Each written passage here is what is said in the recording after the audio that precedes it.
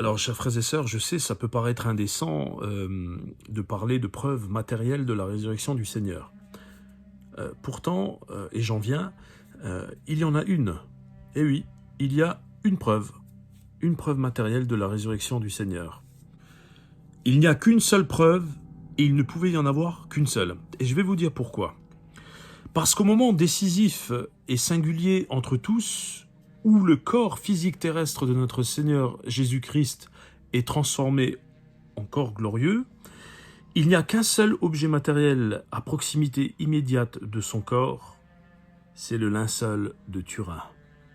Il y a 2000 ans, à Jérusalem, la mort et la résurrection du Christ, juste à l'extérieur des remparts, c'est un peu le centre de l'histoire, ça a coupé l'histoire en deux. C'est un événement considérable qui a marqué le monde.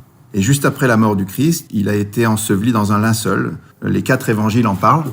Et ce linceul est peut-être celui qu'on vous présente ici, qu'on appelle le linceul de Turin. Et la thèse qu'on va défendre dans cette présentation, c'est qu'aujourd'hui, on peut conclure que cette image imprimée sur le linceul ne peut s'expliquer autrement que par la résurrection du Christ. Alors, en général, dans notre monde qui est assez relativiste, assez agnostique, on n'aime pas conclure, on aime mieux rester en disant « on ne sait pas, c'est un grand mystère, on n'a pas d'explication ». Mais je ne pense pas que ce soit la position la plus raisonnable, parce que dans certains cas, effectivement, on peut garder une position en disant « on ne sait pas ». Mais il y a d'autres cas où on sait, et il faut être capable de discerner ces cas-là des autres. Souvent, dans l'esprit des gens, quand vous abordez une question comme ça, soit c'est blanc, soit c'est noir, tout le reste est gris. Soit c'est sûr et certain à 100%, soit c'est sûr et certain à 0%, et tout le reste est indéterminé. Soit c'est oui, soit c'est non, et tout le reste c'est peut-être. Et comme beaucoup de questions ne peuvent pas être un oui absolu ou un non absolu, on a tendance à mettre tout dans la catégorie des peut-être. Mais en fait, aujourd'hui, il y a une nuance qu'il faut apporter parce qu'on a pu réfléchir davantage sur les probabilités. On sait estimer des choses qui sont infiniment improbables ou infiniment probables. Et vous savez que quand on commence à manipuler les puissances de 10, il n'y a aucune grandeur dans l'univers physique qui dépasse 10 puissance 100.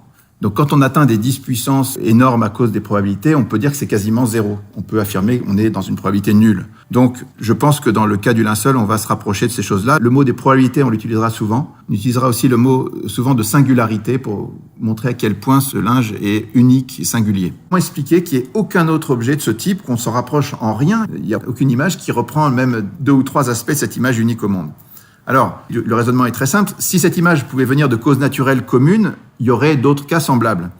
Le fait que l'image ait été provoquée par la résurrection du Christ est la seule réponse cohérente parce que si vous avez un événement absolument singulier comme la résurrection du Christ, c'est normal que ça produise un effet absolument singulier comme cette image. Vous avez une singularité qui répond à une autre singularité.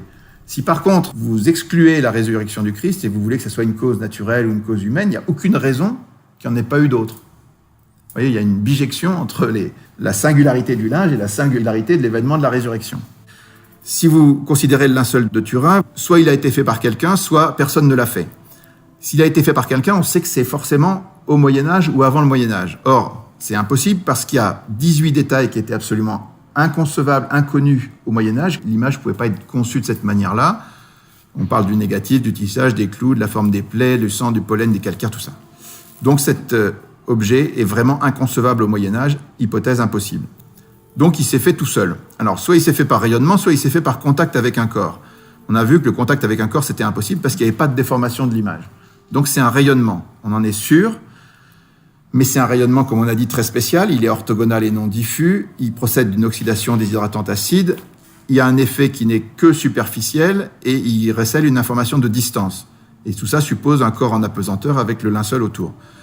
Tout ça, c'est strictement impossible à reproduire à ce jour. La science d'aujourd'hui, du 21e siècle, ne saurait pas refaire une image comme ça.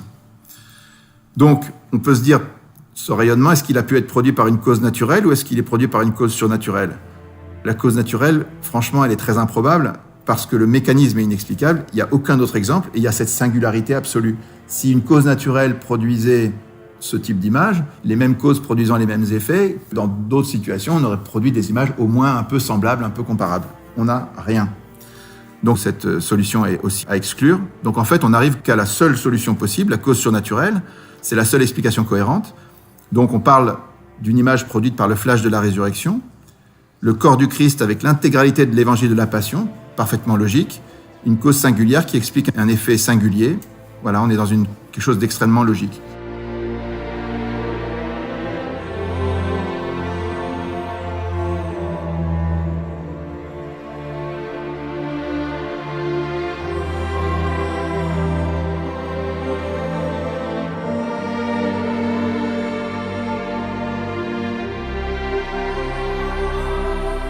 Donc j'espère que cette petite synthèse vous aura bien plu et je vous souhaite à toutes et à tous une très joyeuse et sainte Pâques.